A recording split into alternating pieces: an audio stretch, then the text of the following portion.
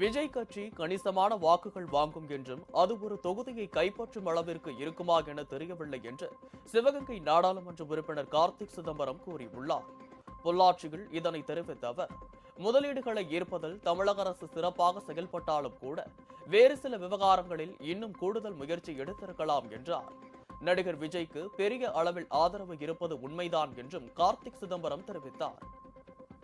அவருக்கு ஒரு எனர்ஜி இருக்குன்றதை நான் முழுமையாக ஏற்றுக்கிறேன். அவருக்குன்னு ஒரு ஒரு ஒரு சப்போர்ட் பேஸ் இருக்குது. அவருடைய ஒரு பாப்புலரான ஃபிலிம் ஸ்டார், அதுக்காக ஒரு சப்போர்ட் பேஸ் இருக்குது. நிச்சயமாக ஒரு அளவுக்கு கணிசமான வாக்கு வரும். ஆனால் அந்த வாக்கே சீட்டாக மாறுமான்னு எனக்கு கொஞ்சம் சந்தேகம் இருக்குது. அந்த கட்சி இன்னும் முழுமையாக கமாண்ட் அண்ட் கண்ட்ரோல் ஸ்ட்ரக்சர் இன்னும் அந்த கட்சிக்கு வரலை. ஒரு ஒரு பெரிய ரசிகர் மன்றமாக தான் இருக்கிறாங்க. ஒரு ஆக்கப்பூர்வமான அரசியல் கட்சியாக இனிமேல் தான் அவங்க காலம் தான் சொல்லுவோம். அவங்க ஆக்கப்பூர்வமான அரசியல் கட்சியாக மாறுறாங்களா. நிச்சயமாக வாக்கு கணிசமான வாக்கு கண்டிப்பாக வரும். அதை நான் மறுக்கலை.